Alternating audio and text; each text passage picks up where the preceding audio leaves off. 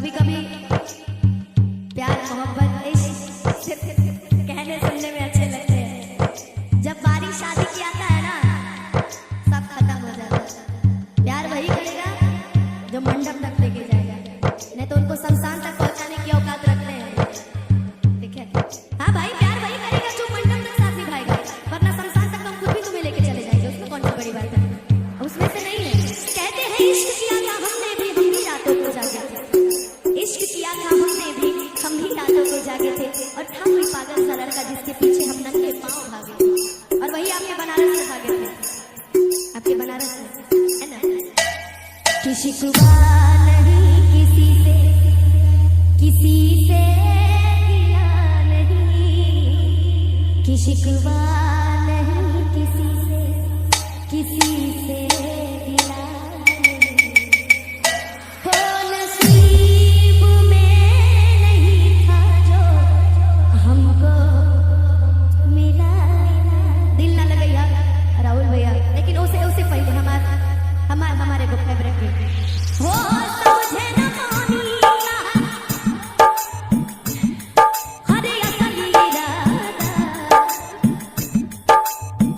कि बाबा के जान में धरा गई निराला। ये प्यार करने वालों की जो पहचान होती है ना, प्यार करने वालों की पहचान एक चीज से कर सकते हो। प्यार करने वालों की पहचान एक चीज से कर सकते हो।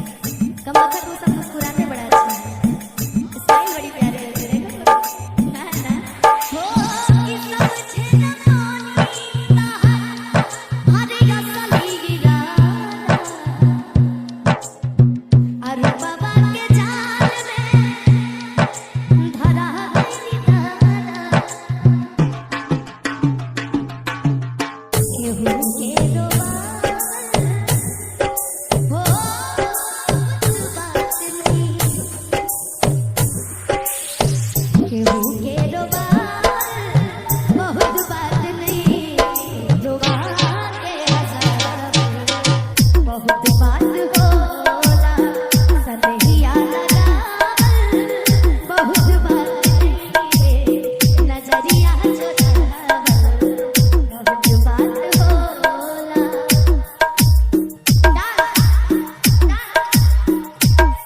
तोड़ोगे मुझे बर्बाद करोगे, हो तोड़ोगे मेरा मुझे बर्बाद करोगे।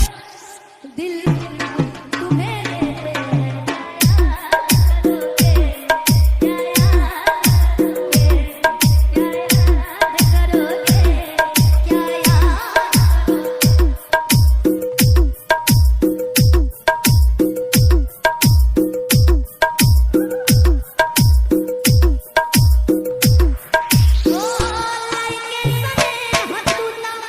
चली गईलू जब से सूरज के भाव हमका देखो नीला ताप से।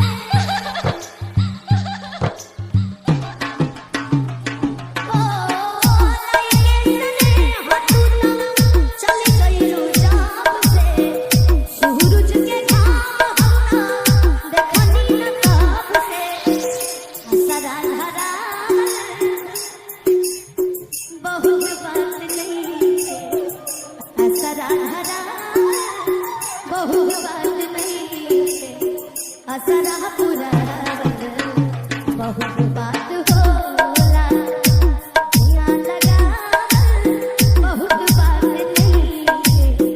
नजरिया चुरावल बहुत बात होला।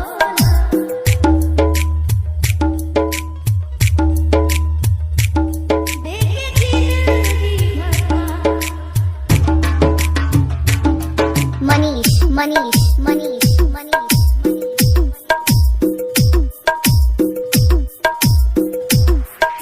अच्छा हो एतबार नहीं करना,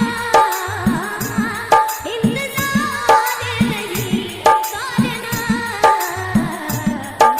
हद से भी ज्यादा तुम किसी से प्यार नहीं करना, हद से भी ज्यादा तुम किसी से प्यार नहीं करना। अच्छा, जब प्यार मोहब्बत नया नया होता है ना बोलो बाबू, तो लोग एक ही गाना गाते हैं। कहते हैं,